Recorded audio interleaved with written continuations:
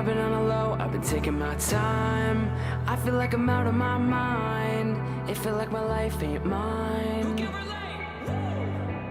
Hey everyone, welcome back. This is Project Mayday. This is Bree and G. And today we have Mckee Somerville. Mckee Somerville has been in EMS for 6 years, and we're going to talk about her transition from EMT to paramedic with some hardships specific to women in EMS. So thank you, Mckee, for coming on. Of course. All right, so Mckee, thank you for coming on, and let's dive right into it. What got you into EMS? Honestly, it was really by luck. It was a little bit of prodding from my spouse at the time, and I had opened up a child care out of my home to be able to stay home with my 2 kids at the time, and in order to support him so that he could go into nursing school and complete that part of his journey. So I, took a basic CPR and first aid class for the childcare, and it just wasn't quite enough. I didn't feel like I was very prepared to take care of, up to 14 kids and not have a little bit more knowledge. So I took the local EMT class at the college and really enjoyed it. Did really well. But it didn't. I struggled a little bit with some of the information. It didn't quite make sense. And then I did my ride along, and it was like, oh, okay, I'd be really good at this. And I ended up getting, an on-call part-time position with our local fire department, and trained under Bree. And she was my mentor through that. And we, this whole collective of my village really made me realize that it was where I needed to be. So after 2 years, I ended up getting a full-time position at the local fire department as a full-time IFT EMT, and really got my feet wet during that time. Got it. So that's where I started. Got it. And you talk about, that Bree was your your mentor, higher up. I can't wait to get into that. Because I only know her as the friend and the mom of my godson, so it's going to be interesting to hear the mentor side of things. But before that, dive into what you're in paramedic school, or you're about to finish up paramedic school now. How is that process going for you currently? Well, it's a long story. It's obviously 2 years worth, but to shorten it up a little bit.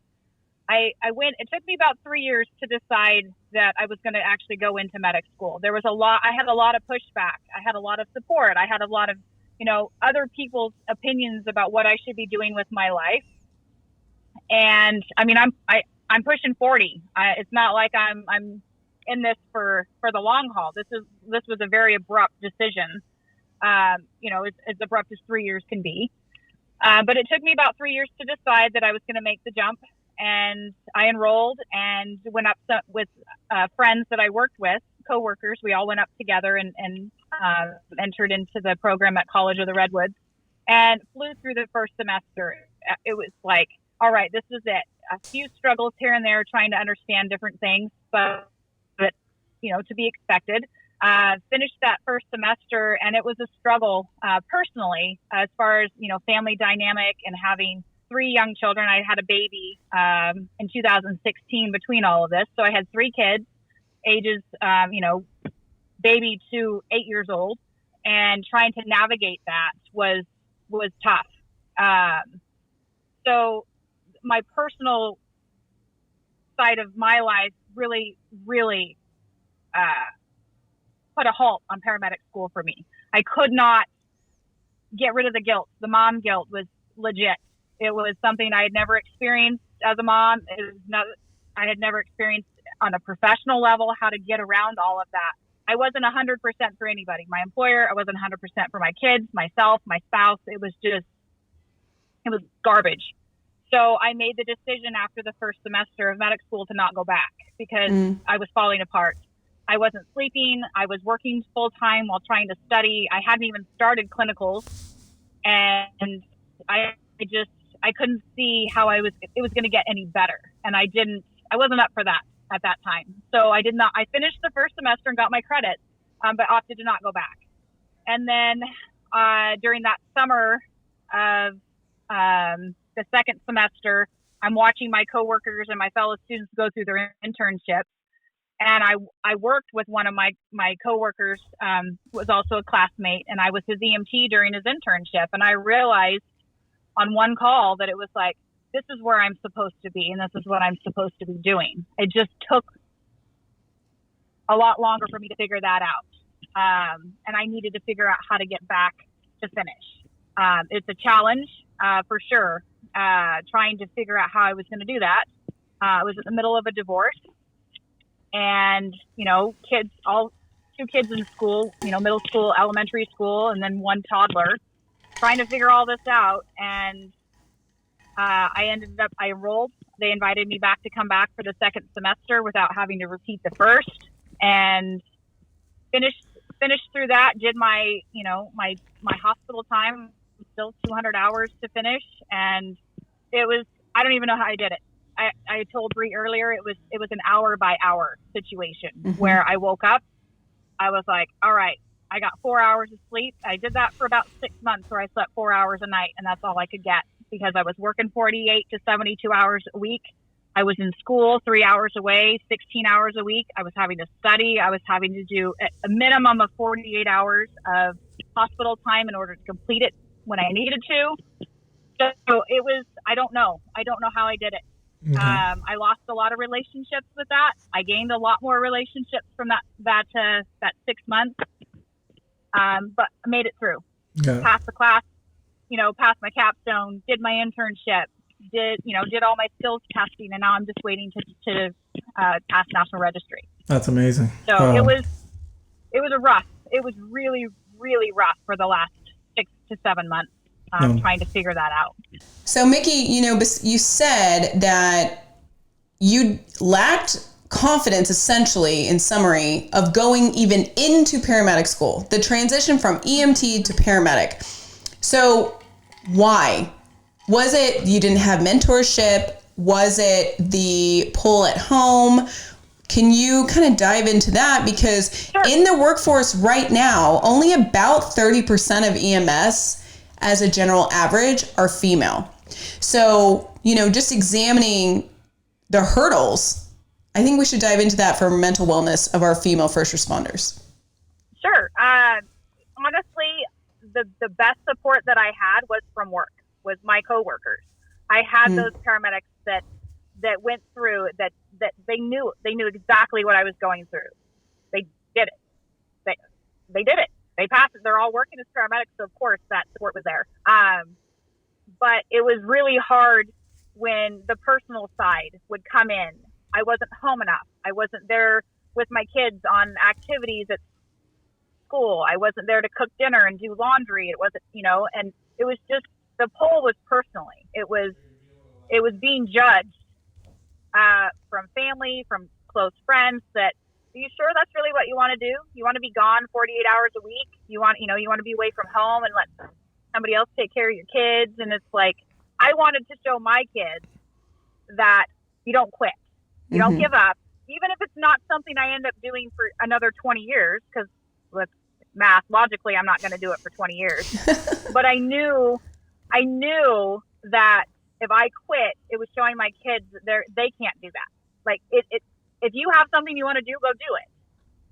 And the kids, yes, they're only little for so long, but that made me realize that when I was home, I needed to be home. My phone is off, or it's on, I'm only accepting certain phone calls. I'm not on Instagram. I'm not on Facebook. There's no social media. It's when I'm home, I'm home. And it took me months to figure that out. And it didn't matter. The dishes didn't need to be done. It was when I was home, we were reading stories, we were playing games, we were all doing something together as a family. And it really made me realize how important it is to have your family time. And work will be there. School will be there. And it was. That's how I made it through that 6 months of school, work, clinicals, internship. It all made sense once I prioritized what was important. and had my schedule. So I can't say that I came out ahead as far as my mental wellness, but I'm better now than I was when I started. Got it. And do you think that's gonna play a role of, when you're finally working as a medic? That's gonna play a role, like what you've been through as far as paramedic school and all this home life stuff that was fighting with your school life. Do you think that's gonna play a role into your work life? Like when you actually start working as a medic, are you going to be more intuitive of not falling into the spiral that most people fall into? Yeah, absolutely. Ultimately, after going through my internship, I realized I want to teach people. And I've seen Bree do it. I watched her go from field medic to instructor, and that's, as we train and we bring in new EMTs, that's where I realized that my strength is teaching. And so I realized that now, as I get into that role of paramedic, I can teach as we bring people in, and I understand, and I can teach that part of it of don't become the statistic. Don't let the job be more important than your family. Don't let them be more important than your kids. Be present when you're at work, 100%. But when you go home, leave it at work and go home and be present with your family. And so going through that struggle really, really, it's here. It's front and center. I understand it way more now than I ever did before. That's awesome. By going through it. That's amazing. Let's put the brakes. I want to hear about Bree as a mentor. I really, really do. I know this is your episode. This is about you, but I just want to put a little quick pause in it to talk about Bree as a mentor. So G loves all. I love tea. I love Bree tea. So let's talk about Bree. How was that? So let me back up a little bit. My first experience with Bree as a paramedic was actually she responded to my 911 call. She was the patient. I was the patient. Was she studying? And under I am that firm believer, unless I am dying, I will not call 911. And I just had gallbladder surgery and ended up with pancreatitis right after the surgery. And here I have Bree, and I had only known her for a few months. We had met through my ex-husband, who worked at the department, and so I vaguely knew her. I knew she had 2 young kids, and it was just this. Here comes this very brash, very intense, upfront, no bullshit paramedic, and here's with this face. I mean, look at this face she has, and I get in the back of the ambulance with her, and she is so intense. And she is so professional, and even though we were friends, it was all business because she had to figure out what was going on with me, and we didn't know at the time. And so that was my first impression of her. So of course I come on as a part-time brand new EMT with this badass mom paramedic, and she's very intimidating. She's very intimidating. Yeah, G. Nah. But at the same time, she knows her stuff, and I had the highest respect for her because she was doing what most women aren't allowed to do. They can't work, they can't be a mom, they can't do all these, they can't teach, they can't do all these things that she was doing, yet she was doing it. Mm. So she became a role model first, and then she started training me, and I learned so much about patient care and how to deal with the politics of the business, because that's not something you learn out of a textbook. It's something you learn from the people who teach you, who have experienced it, and how to deal with all the bullshit that happens. And so that's when my personality came out, because she's me, the other side of me.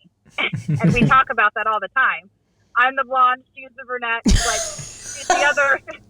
She's the other half of my personality, and really helped me figure out who I was. Because of that job. Got it. That's awesome. Are you satisfied, G? I think there's more. There's more in there, but we don't have enough time. You're not going to find it. We don't have enough time. Project Mayday. Okay. So something going back to the original conversation, G. Are you done?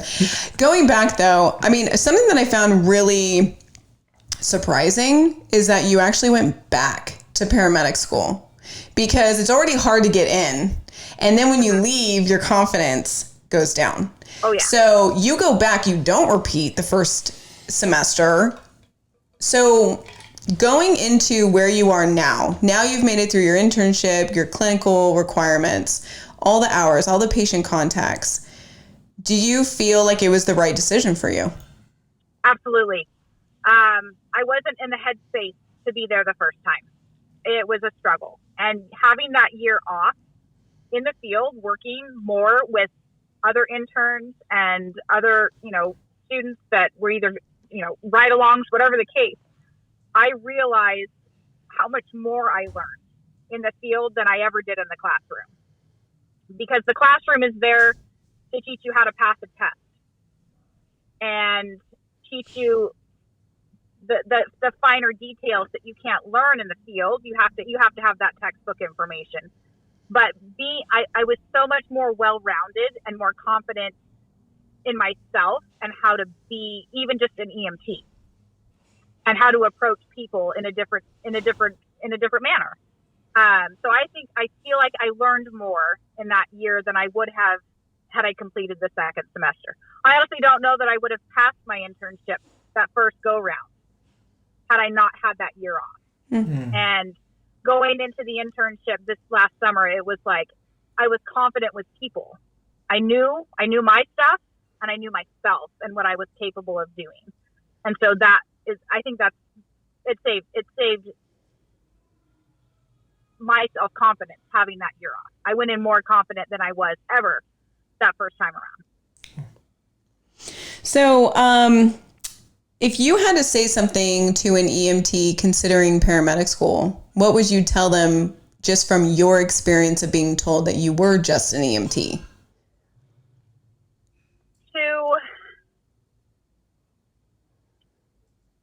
To be humble. You don't know it. I don't care what anybody tells you. You don't know it. And you aren't going to know it. You are not going to know it until you experience it. I've noticed that a lot of people are like me in my learning style, where you can read it in a book and you can be told what to do, but until you put your hands on it and do it, you aren't going to learn it. And so by being humble and going in with an open mind and not assuming that you know how to do everything because you went to EMT class or you even went through paramedic school, you don't know it until you do it. And it's just that. It's be humble and go in with an open mind, and let people teach you. Because you might know more. You might be book smart and you can rattle off all those details, but that doesn't mean you can be a people person. It doesn't mean that you can treat people the way they need to be treated when they're sick or they've called 911 or whatever the case.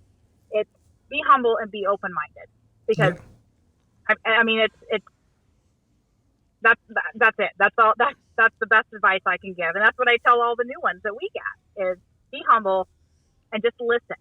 Be open minded and listen, and be accepting of criticism, because you don't know it. Yeah, I don't know it. No, that's great advice, and the people listening, I'm sure, appreciate that. Now that you're about to take the National Registry test and all that good stuff, getting your license. Do we have any test anxiety? Where are we at? Where's your mental health That's rough. That's rough. That's rough. I will be honest, I didn't pass it the first go round. You come out of class and you come out of your internship and you think you know it until you take the National Registry, and then you don't know shit. And it was you can edit that out if you need to, but it was a struggle. It was that was a humbling moment for me. Is I thought I knew more than I did, and I took that test the first time. Nope, I don't. Mm-hmm. I don't know it, but I know where I need to focus. Mm-hmm. It's not how to be a people person. It's not how to be anything that you are in the field. We know field medicine is way different than actually taking the test. You guys know that. So it was very humbling, and it made me realize I gotta dig a little deeper into this old brain because it's there. I know it. It's just being able to apply it in that situation. Mm-hmm. So it's not getting down on myself. Yeah, 100%. Yeah. So when it comes to being a female attempting to go from EMT to paramedic, you are a mom of 3 children. What do you think is the hardest thing on your mental wellness right now? Right now is the being away from the kids. Mm-hmm. Because I work, I do a 48-hour shift. Some days it's a 7, or some weeks it's a 72. It's being away from the kids. But the one thing that they do understand is that I'm helping. It doesn't matter if it's a 911. It doesn't matter if it's a lane transfer to San Francisco at 2 a.m. for a BLS call. It's the fact that you're there helping, and they have the freedom to call me. They have the freedom to see me. They can come to the station, whatever it is, to visit. So we have those little breaks of our separation, but they understand it. And I make sure that we talk about what the job is. And we talk about it. We go over calls that we've had, even the gruesome details about real situations. I mean, my 13-year-old, he gets it. He understands. Don't be stupid. Don't do drugs. Don't, wear a seatbelt. All those things, because of our level of communication. We communicate. And communication is the key to make this work. Mm-hmm. Because if I just walked out every week and see you in 2 days, they would never understand that. So right now, the hardest part for me is that guilt of being away from them, missing out on things. But the thing about EMS is very flexible. At least my department is. It's pretty flexible, and I am allowed to do a lot of things because I have a family, and family is important. So for me, it's the mom guilt, which I think is a lot for all working moms. Mm-hmm. Yeah. And I mean, I think you're handling that very well. I mean, I wouldn't know. Bree would know more than myself, but just the way you're talking and the way the humbleness that that you're coming out with, I think that speaks volumes to your experience, and we wish you the best of luck with taking that national test again. I wish I could tell you, but I guarantee you I can't pass that. If I was giving that test right now, I've been a medic for almost 10 years. Oh my. There's no way. Because the field is very different than the book. Absolutely. Yeah. But you're not off the hook just yet. We have something called Rapid Fire for you. And I'm ready. You're on the hot seat already with the national test. But now you're on the hot seat with Project Mayday. Mm-hmm. And the rules are, we're going to ask you 5 questions. And you have to answer in one word or one phrase, all right? Okay. We got that? I'm ready. All right. Okay, Mckee. First question. What was the hardest subject in paramedic school? Respiratory capnography. Okay. Number 2, if money wasn't an issue, what would you be doing with your life?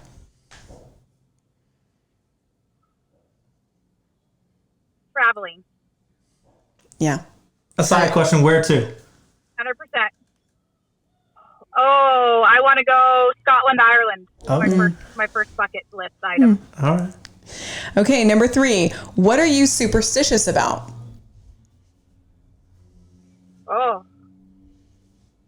Is there any framework on that? Or is it just, karma? Karma's a bit. Karma will come back. We've all felt karma. She's had a lot of karma. I've had my fair share of karma. I got you on that. All right, number 4. What is your greatest accomplishment? For the lack of sounding, I don't want to sound cheesy, my kids. My kids are my heartfelt. My kids are it. I will brag about them all day long if you let me. And last question. What is one word to describe yourself?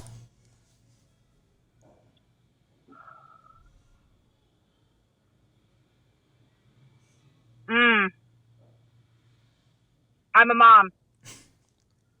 That's awesome. In all aspects, mom. Yeah. That's awesome. No, yeah, definitely. that is a good word. All right, Mckee. Well, thank you so much. Can I be really, really inappropriate and say birth giver because moms don't exist? Let's do that. I'm a birth giver. My son called me that the other day. A birth giver. Oh my gosh. I like mom better. Yeah, I like mom better for sure. Okay, I know you can edit that.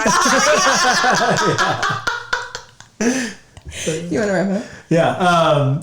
Again, Mckee, just the way you're speaking, just the power and the absolute, just humbleness and the ownership of your story. You exude that through and through, and we thank you so much for coming on our show and to tell your story, and also that you're not at where you want to be and you're getting there. Yeah. And I think that's where all our viewers are attaching to, or wanting to hear, is someone doesn't have it all, but is working their way to that. And I think that you exude that through and through. So thank you again for coming on. We really appreciate it. No, absolutely. This is Project Mayday. Call out. Call out.